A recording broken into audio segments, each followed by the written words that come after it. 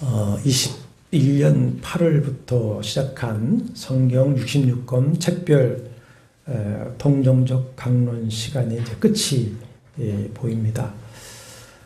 이제 구약 마지막 책인 말라기와 신약의 마지막 책인 요한계시록을 남겨놓고 있는데, 오늘 함께 나눌 말라기는 모든 선지서의 결론이고 구약의 결론입니다. 말라기의 중심 메시지는 1장 2절과 3장 7절의 말씀일 거라고 저는 이제 여겨집니다. 내가 너희를 사랑하였노라. 그런즉 내게로 돌아오라. 그리하면 너희에게로 돌아가리라. 근데 이 말씀을 읽으면서 느낄 수가 있는 것이 있습니다. 이스라엘 백성이 지금 하나님의 사랑에 대해서 회의를 품고 있다는 것, 그것 때문에 하나님과의 관계가 멀어져 있다는 것입니다. 왜, 무슨 문제가 있는 것일까요? 이스라엘은 왜 하나님의 사랑에 대해서 회의를 품고 있고, 하나님은 왜 이스라엘 백성들에게 돌아오라고 말씀을 하시는 것일까요?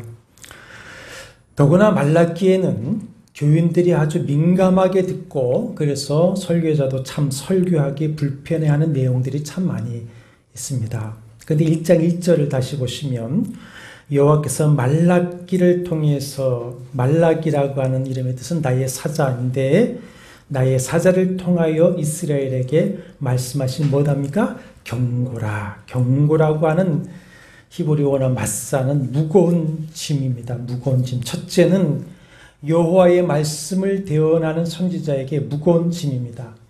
자신의 죄를 책망하는 선지자를 좋아할 사람 거의 없을 것이고, 싫어하고 핍박하게 될 것이기 때문입니다. 뿐만 아니라 자기가 사랑하는 백성에게 하나님의 책망과 징계의 말씀을 전하는 선지자의 마음은 무거울 수밖에 없죠. 둘째는 이 책망의 말씀을 듣는 백성들에게도 무거운 짐일 수밖에 없습니다. 책망의 즐거운 사람은 없습니다. 더구나 이 책망의 말씀을 듣고 회개하면 구원을 얻지만, 그렇지 아니하면 하나님의 징계와 심판이 임하기 때문에 이 말씀은 무거운 말씀입니다. 경고입니다. 말라기는 구약에서 마지막 예언의 말씀이죠.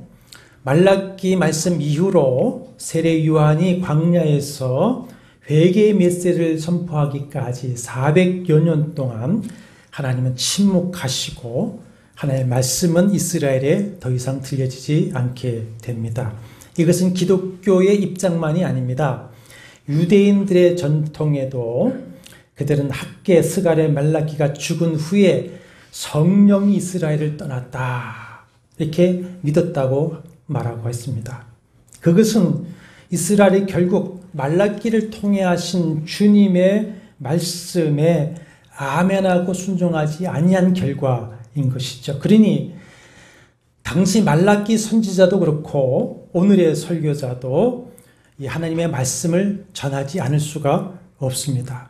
더욱이 오늘 말라기 2장 1절에서 9절에는 이 사명을 감당하지 못한 제사장들에 대한 하나님의 책망과 저주의 말씀이 무섭게 선포되어지고 있습니다. 그러나 하나님의 말씀에 아멘하고 순종하면 생명과 복이 될 것입니다. 그러므로 오늘 저와 여러분도 이 말라기를 통해 주시는 주님의 말씀에 아멘함으로써 우리가 함께 살고 함께 은혜와 복을 받게 되기를 원합니다. 말라기를 통해 주시는 주님의 말씀을 이해하려면 역시 그 당시 역사적 상황을 우리가 이해해야 되겠죠. 개론 공부에서 살펴보았듯이 말라기 기록 연대는 주전 432년에서 425년으로 보는데 느헤미야 시대와 겹칩니다. 주전 538년 스룹바벨 인도로 귀환한 유대인들은 516년에 성전을 재건하죠. 60년이 지난 458년 제2차 포로 귀환 때에는 학사 겸 제사장인 에스라가 들어와서 율법으로 개혁을 단행합니다. 그리고 14년 후인 444년 제3차 귀환한 총독 느헤미야에 의해서 예루살렘 성벽이 또 다 중수됩니다.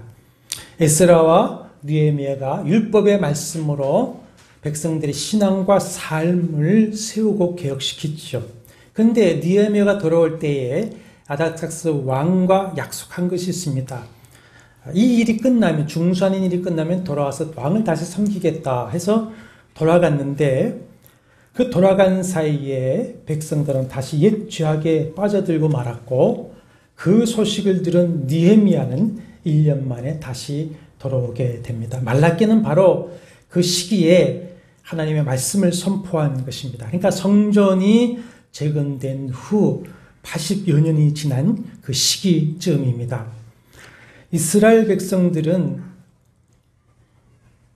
성전만 완공되면 학개 스가랴 선지자의 말씀하신 것 같이 하나님의 영광이 그 성전에 임하고 뭔가 천지진동할 만한 일이 일어나서 꿈꾸던 다윗 왕국이 회복되어지고 피폐한 자신들의 삶이 회복될 것이라 기대를 했습니다. 그러나 10년, 20년, 80년이 지나도록 여전히 나라는 페르시아의 속국으로 남아 있었고 여전히 가난과 궁핍으로 삶이 힘들기만 했습니다. 그렇게 시간이 흐르면서 이스라엘 백성들은 하나님께 섭섭한 마음이 들기 시작했습니다. 회의감이 생겼습니다. 하나님이 함께 하시는 것이 맞는 것인가? 하나님이 우리를 사랑하시는 것인가? 하나님의 언약은 여전히 유효한 것인가? 우리가 율법을 따라 살아가는 것이 무슨 유익이 있겠는가? 하나님을 두려워하고 그 말씀대로 살아갈 필요가 정말 있는 것일까? 이런 회의는 하나님에 대한 반항심으로 커지고 그들의 마음에서 하나님을 밀어내고 있었습니다.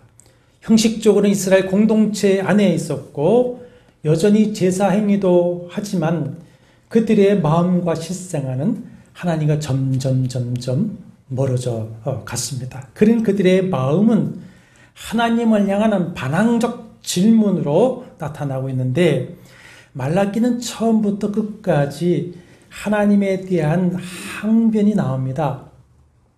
1장 2절, 1장 6절, 1장 7절, 2장 14절, 2장 17절, 3장 7절, 3장 8절, 3장 13절 8개의 하나님을 향한 반항적인 질문과 그 질문에 대한 하나님의 대답, 다시 백성들의 반항적인 반박의 말이 반복되어지면서 하나님의 말씀이 증거되어지고 있습니다. 그 첫 번째 질문과 답이 1장 1절에서 5절 말씀인데 하나님께서 우리를 사랑하시고 그 언약을 지키실 것인가? 하나님의 사랑과 언약에 대한 회의감을 가지고 있는 이스라엘 백성들에게 하나님이 이렇게 말씀하시죠. 뭐라고 말씀하십니까? 내가 너희를 사랑하였노라. 사랑하였노라라고 하는 것은 미완료형입니다. 히브리어 미완료형은 어떤 의미냐? 지금까지 그랬고 앞으로도 영원히 그럴 것이다. 지금까지 내가 너희를 사랑했고 앞으로 끝까지 너희를 사랑할 것이다 라고 하는 말씀이에요. 그러자 백성들은 주께서 어떻게 우리를 사랑하시나이까 반문합니다. 이 말은 주님 우리가 지금 사는 이 꼴을 좀 보시고 말씀하십시오. 이게 주님이 우리를 사랑하시는 모습입니까? 반응적 질문이죠. 이 반응은 그들의 마음이 얼마나 지금 상해 있는가를 보여주고 있습니다. 그러자 하나님은 당신의 사랑이 어떤 사랑인지를 대답해 주시는데 한마디로 하나님의 사랑은 그때그때 감정적이거나 잘못을 따라 변하는 것이 아니라 영원한 언약에 근거한 끝없는 사랑이다. 이 말씀이에요. 2절에서 5절에 이제 당신이 어떻게 사랑하시는가를 설명하고 있는데 이스라엘은 이삭이 낳은 쌍둥이 야곱과 에서 중 동생인 야곱의 자녀들이 있죠. 야곱이 외형적으로나 성품적으로 에서보다 더 나은 것이 있어서 야곱을 사랑하여 선택하신 것이 아닙니다. 어디까지나 하나님 마음대로입니다. 그것은 뭐랍니까? 하나님의 주권이라 주권적 선택에 따라 사랑하셨습니다. 하나님께서 야곱의 자손인 이스라엘을 사랑하신 증거를 말씀하시는데 자, 너희가 패망하고 포로로 끌려갔지만 내가 너희를 포로에서 회복시키시고 예루살렘을 재건하게 했다. 그러나 에서의 자손인 에돔은 그렇게 하지 않을 것이다. 그들이 지금은 바벨론 페르시아에 붙어서 너희를 배반하고 약탈해서 잘 되는 것 같지만은 그들을 미워해서 황폐하게 만들 것이다. 그들이 다시 싸울지라도 내가 영원한 진노로 헐어버릴 것이다. 이렇게 말씀을 하십니다. 에돔의 역사는 결국 황폐해지고 역사에서 사라지게 되죠. 그러나 3장 6절에 보면 나 여호와는 변하지 아니하느니 뭐가 변하지 않습니까? 너희를 향한 사랑, 언약은 변하지 아니하나니 그러므로 야곱의 자손들아 너희가 소멸되지 아니하리라. 너희는 소멸되지 않는다. 내가 너희를 버리지 않는다 말씀이에요. 이것이 내가 너희를 향한 사랑이다라고 말씀을 하시는 것입니다. 우리가 어떤 어려운 상황이 지속되고 고통이 길어질 때에 기억해야 될 것이 있습니다. 뭘 기억해야 되느냐?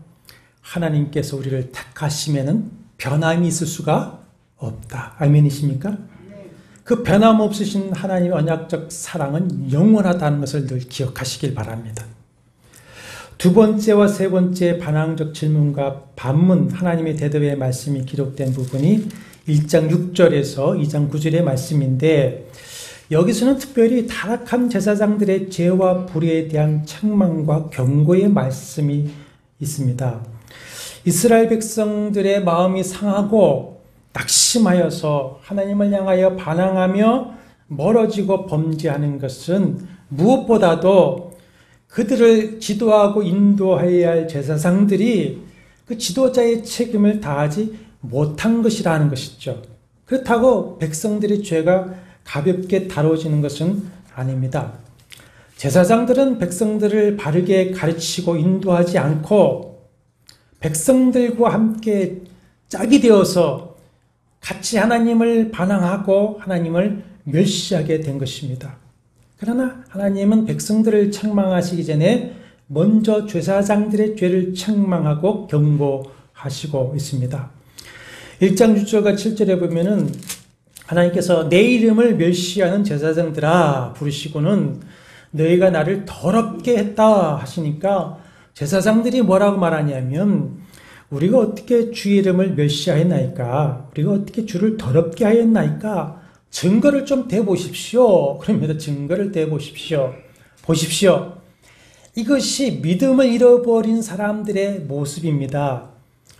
하나님이 보이십니까? 안 보이십니까? 보이는 것이 하나님이라면 그분은 하나님이 아니시죠. 영이신 하나님은 보이지 않으시니 보이지 아니하시는 하나님은 보시지도 못할 줄을 아는 것입니다. 이것이 믿음을 잃어버렸을 때에 갖는 생각입니다. 그래서 증거가 있으면 좀 대보십시오. 이렇게 반항을 하는 겁니다. 그래서 하나님께서 6절에서는 아들은 그 아버지를 종은 그 주인을 공경하나니 내가 아버지일진데 나를 공경함이 어디 있느냐. 내가 주인일진데 나를 두려워함이 어디 있느냐 하시고 8절 하반절에 보면 이제 그것은 하나 백성 드리는 제물들인데 너희가 드리는 나에게 드리는 그 제물들을 너희 총독에게 한번 드려봐라. 그가 너를 기뻐하겠으면 너를 받아주겠느냐 하시면서 14절에서 보면은 나는 큰 임금이요 내 이름은 민족 중에서 두려워하는 만군의 여호와이다. 이렇게 말씀하십니다. 모든 것 중심까지도 보시는 하나님께서 하나님의 이름을 멸시하고 더럽히는 증거를 대십니다. 이스라엘 백성과 제사장들의 중심은 이런 것이었어요. 자, 하나님의 사랑에 대해서 회의를 품게 되니 그들의 마음에 아버지요 주인이시여 만왕의 왕 만군의 주이신 여호와 하나님을 향한 경외심이 사라지고 말합니다. 그 마음에 하나님에 대한 진정한 마음이 없어져 버리는 것이죠. 이렇게 하나님에 대한 사랑이 식어지고 경외감이 없어져 버리니까 매일 아침 저녁으로 하나님의 단에 올리는 떡과 향, 매일의 아침에 번제, 매 안식마다의 예배가 번거로워지고 가볍게 여기기 시작합니다. 그래서 13절 중반에 보면 이 일이 얼마나 번거로운고 하며 코웃음을 치고 있다 그랬어요. 그러니 자, 하나님에게 드린 예물조차 아깝게 여겨지는 거죠. 그래서 예배를 나올 때에 예물을 가지고 오기는 오는데 뭘 드립니까? 눈먼 거, 병든 거, 훔친 거, 버려도 아깝지 않은 것들을 가지고 제사에 참여하고, 근데 제사장들은 또 그것을 다 보고 알면서도 그것을 꾸짖고 고치려고 하지 않았습니다. 제사장들 역시 매일의 그 조속으로 단에 올리는 그 떡에 대해서도 에이, 식은 거면 어때? 아무 것이 없는 차려드리면 되지. 이렇게 하면서 주의 단과 그 이름을 멸시하고 더럽힙니다. 그러면서도 구절에 보면은 하나님께 은혜를 구하면서 우리를 불쌍히 여기소서 어려움을 도와달라고 또 구하기도 합니다.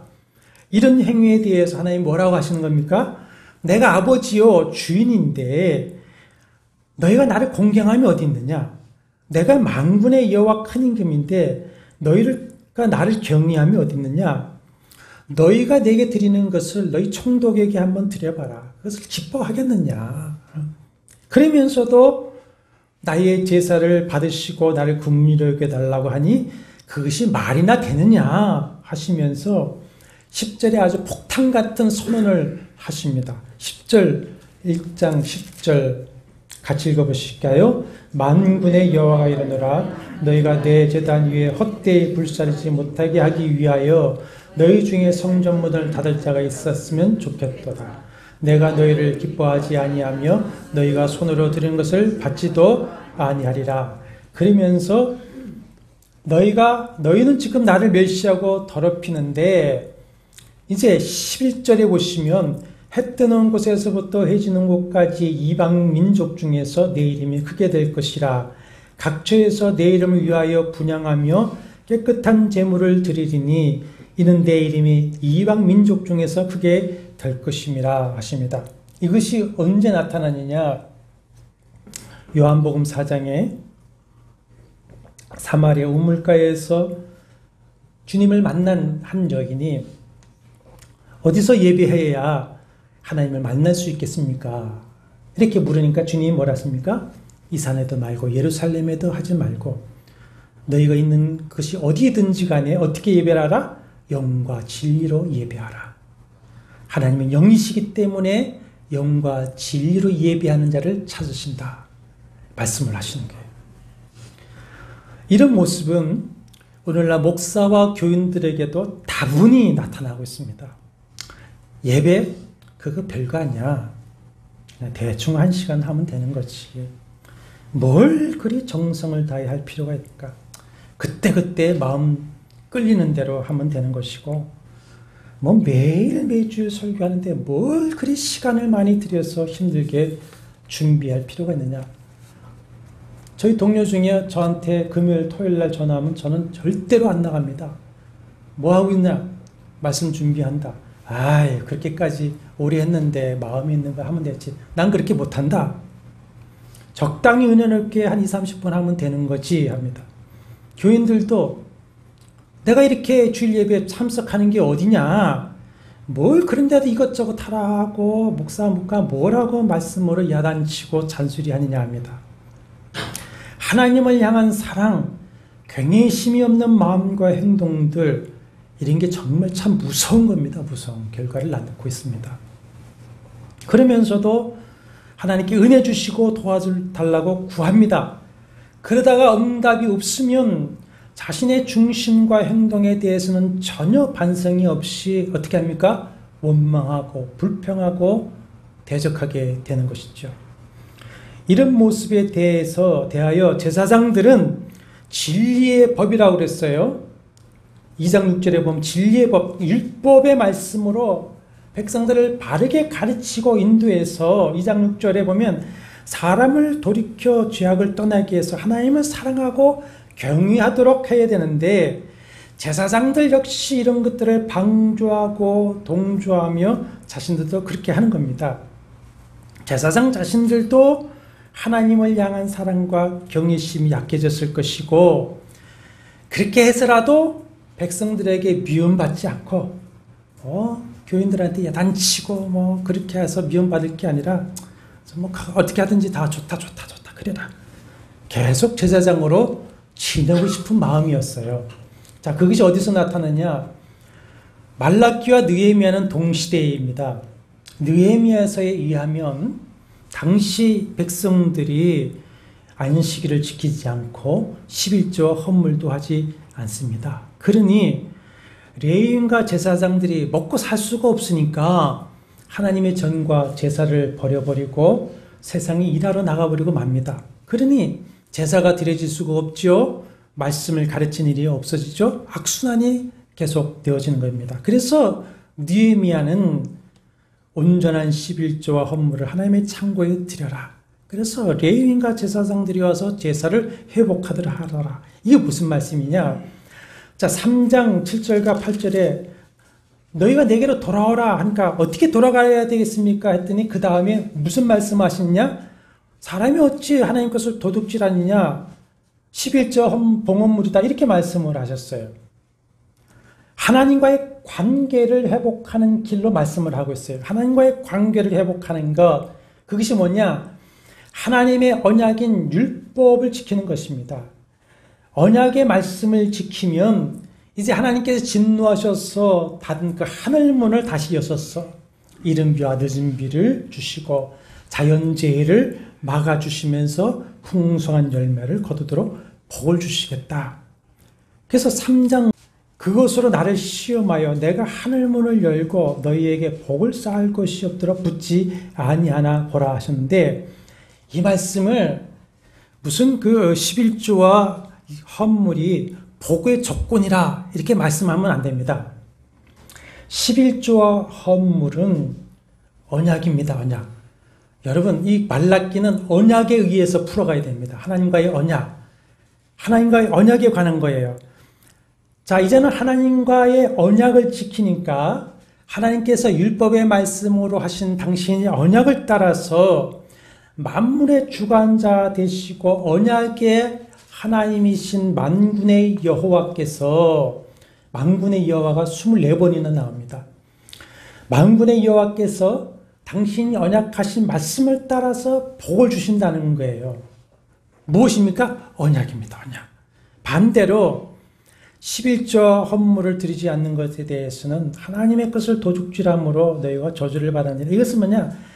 다른 게 아니야. 너희가 나와 언약한 그 언약을 어기는 것이니 언약의 말씀을 어기면 내가 이렇게 하겠다고 하지 않았냐라고 하는 것입니다.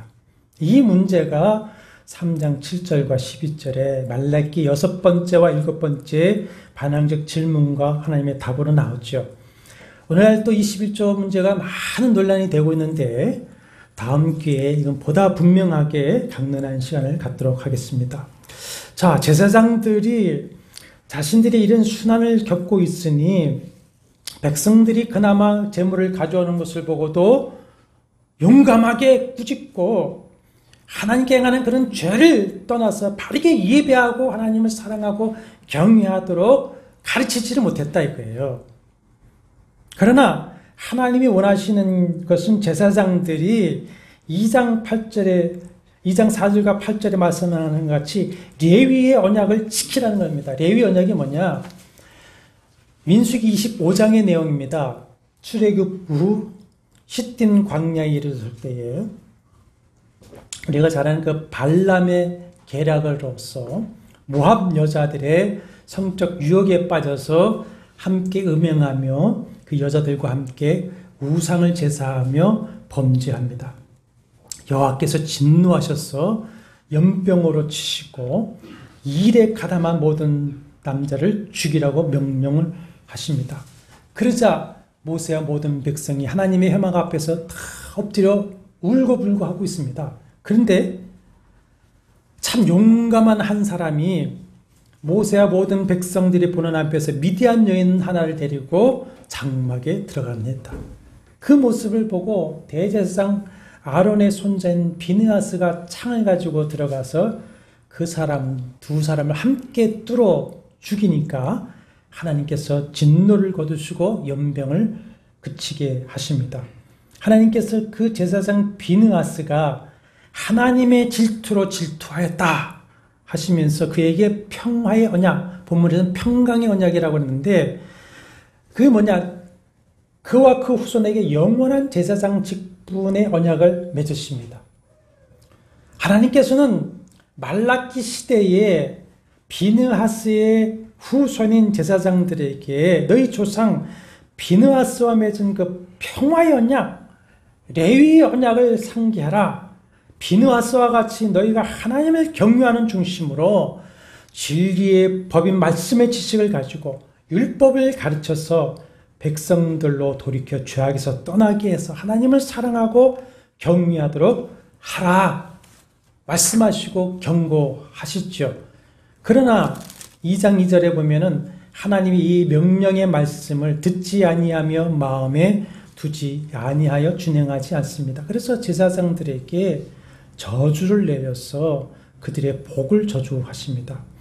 하나님이 제사장들에게 저주하는 내용이 2장 3절인데 너희가 레위 언약을 파괴했으니 그 언약을 따라 내가 저주하겠다는 말씀이에요. 하나는 내가 너희 자손을 꾸짖을 것이요 그랬습니다.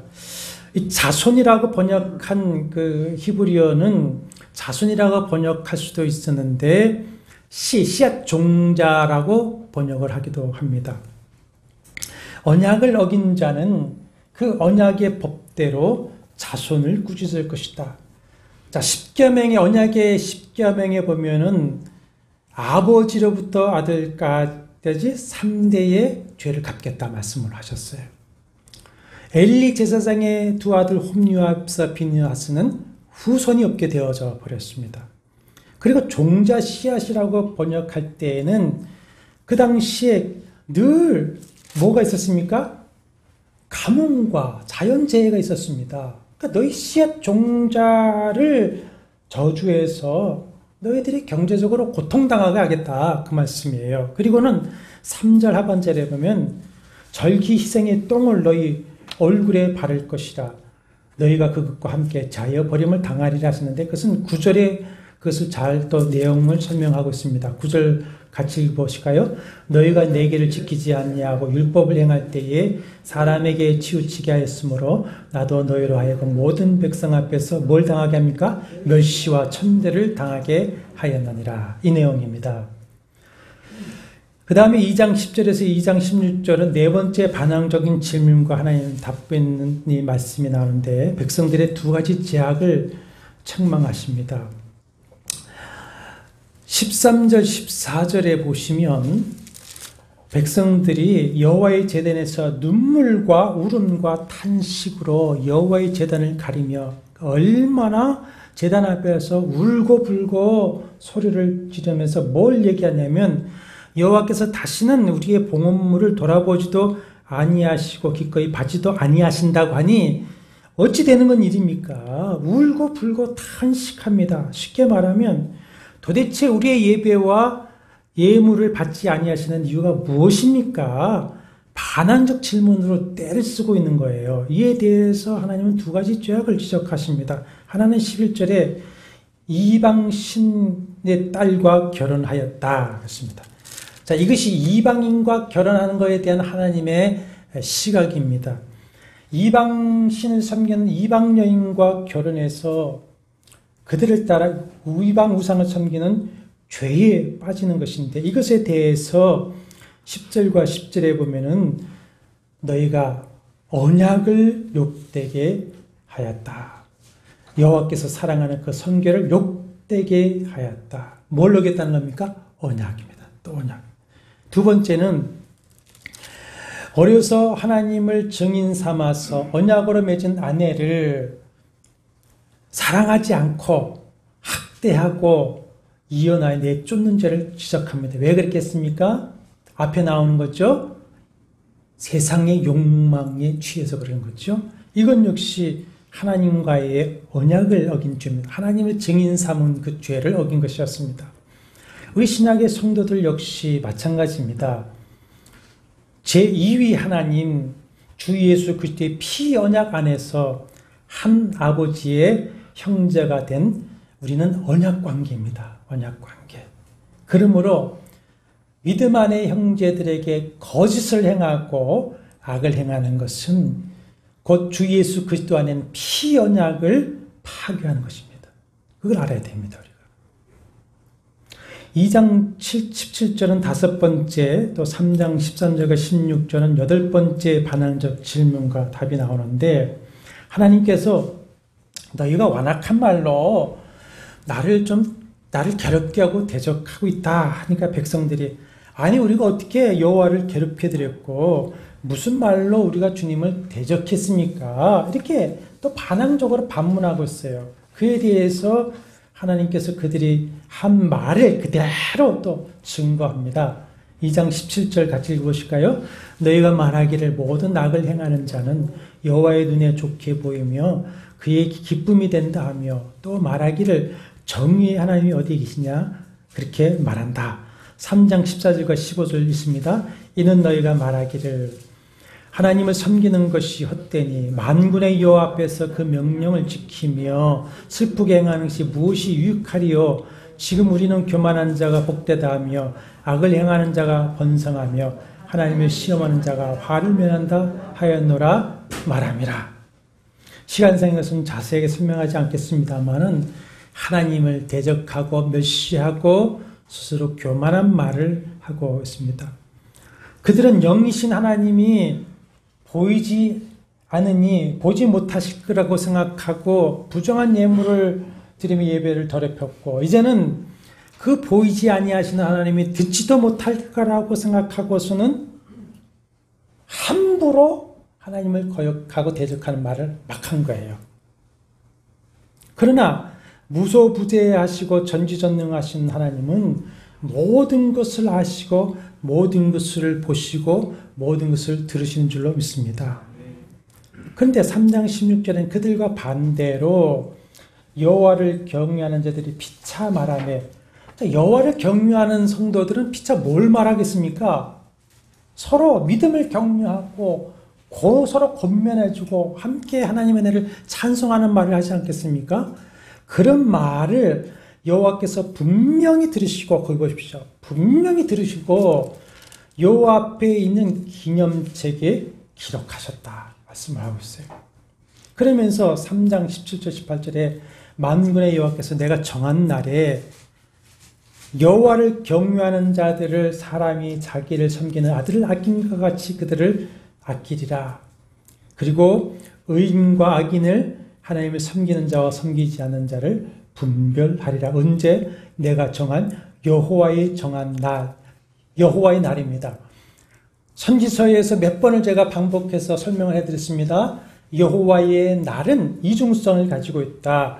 어떤 이에게는 심판의 날이, 어떤 이에게는 구원의 날이다. 3장 1절과 6절, 4장 1절과 6절 말씀은 뭐라고 하시냐면, 너희가 사모하는 그 언약의 사자, 누구를 지금 사모하고 기다리고 있습니까? 메시아. 하나님의 언약을 성취해 주실 그 메시아를 너희가 기다리는데, 그 메시아, 내가 정한 날에 그 메시아가 오면 금을 연단하는 불과 포벽하는 자의 잿물과 같이 임해서 의인은 연단해서 더욱 거룩하게 할 것이고, 악인에게 그날은 4장 1절에 보면 용광로의 불과 같은 날이 되어서 지푸라기 같이 살라 발바닥에 재와 같게 하신다. 그러나 주님을 경유하는 의인에게는 4장 2절에 공의로운 해가 떠올라 치도하는 광선을 비추리니 너희가 나가서 외양간에서 나온 송아지 같이 뛰리라. 언약의 사자, 하나님이 약속하신 그 언약을 이루실 메시아 그리스도께서 강림하시면 모든 아픔과 상처를 어떻게 주십니까? 치료해 주시고 영원한 기쁨을 주시는데, 외양간에 갇혀있던 송아지가 풀려나오면 막 기뻐 뛰듯이 그렇게 너희가 하게 될 것이다. 이렇게 구원과 심판의 날은, 만군의 여호와의 날은 반드시 속히 임할 것이니 어떻게 하라고 하시는 겁니까? 그런즉 어떻게 하라? 내게로 돌아오라. 내가 너희를 사랑하였노라. 그런즉 내게로 돌아와라. 그리하면 나도 너에게 돌아가리라. 그 전에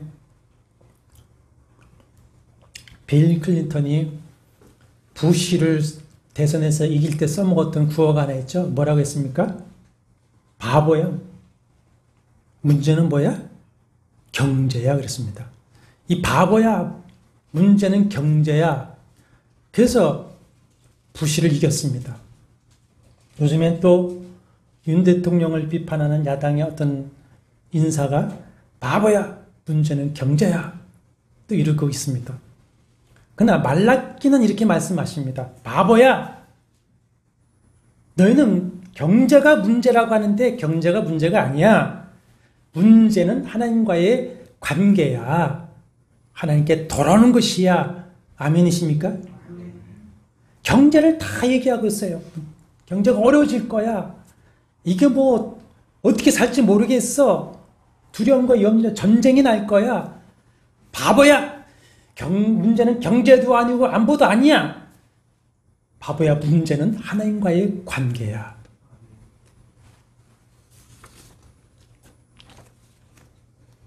말라기의 내용을 공부하다 보니까요. 아, 정말 저는 지금 제 자신과 우리 교회 이 땅에 하나님의 부흥을 갈망하는데 여기에 정말 부흥의 길이 있다는 것을 느끼게 됩니다. 그래서 조금 시간이 지나면서 이 말라기를 다시 한번 제가 강론하려고 하는데 3장 1절에서 만군의 여호와가 이르노라 내가 내 사자를 보내리니 그가 내 앞에서 길을 준비할 것이요 또 너희가 구하는 바 주가 갑자기 그의 성전에 임하시리니 곧 너희가 사모하는 바 언약의 사자가 임할 것이다. 이 언약의 말씀이 있죠. 이 말씀이 언제 이루어집니까? 약 400년 후에 세례 요한과 예수 그리스도로 말미암아 성취되어집니다. 그러면 자, 그 언약의 성취자인 세례 요한과 메시아이신 예수 그리스도께서 오셔서 외치신 말씀이 뭡니까?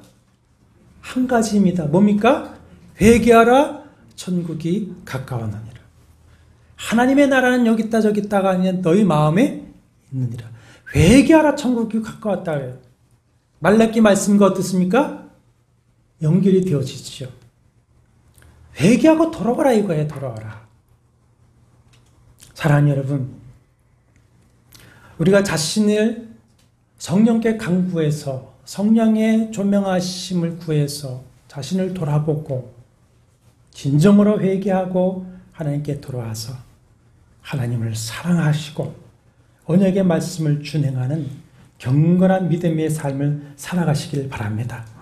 그러면 주님 말씀대로 하나님의 나라 천국이 내 심령에 진실로 임할 것이고 내 삶은 어찌하든지 간에 주님과 동행하는 천국의 날이 될 것이며 주님 그리스도 다시 강림하시는 그날에 이 땅에서 가지고 있던 모든 여러분의 삶과 인간과 가졌던 상처와 아픔을 다 치료해 주시고 영원한 기쁨을 우리에게 주실 줄로 믿습니다.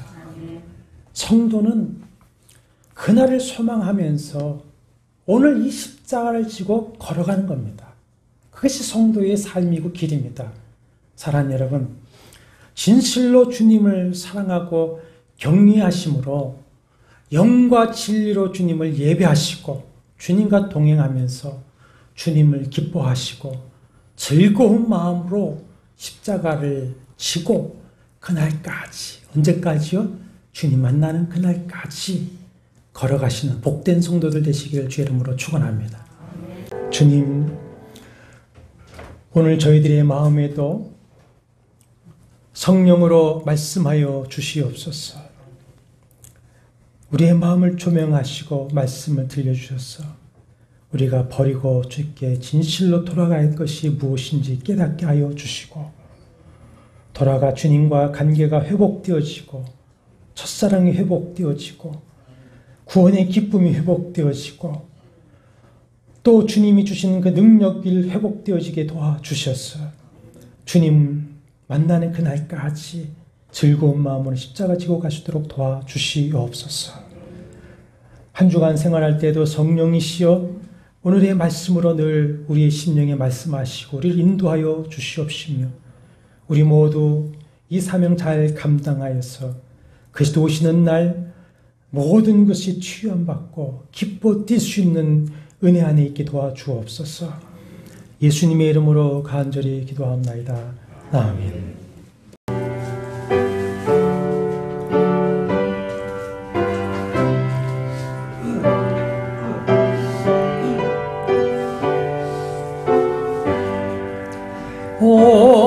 어려운 일 당할 때 나의 믿음 적으나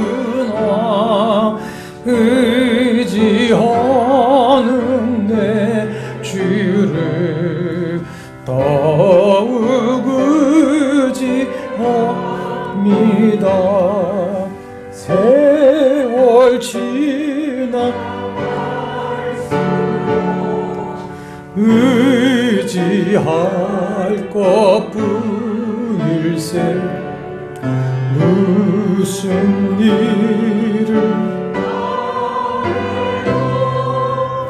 예수 의지합니다. 성령께서 내 마음 밝히 주시니 인도하심 따라서 주만 의지합니다. 세월 지나갈수록 의지할 것뿐일세 무슨 일을 당해도 예수 의지합니다.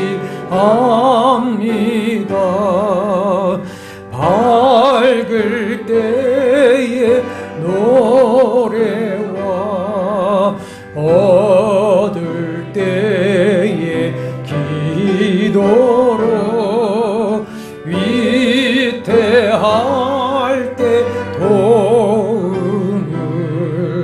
주께 간구합니다. 세월 지나갈수록 의지할 것뿐일세 무슨 일을 당해도 예수 의지합니다. 생명 있을 동안에 예수 의지합니다. 천국 올라가도록 의지할 것뿐일세 세월 지나갈수록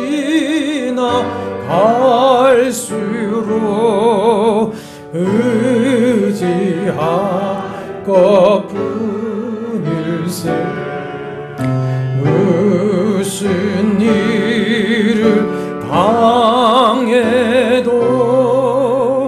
예수 의지합니다.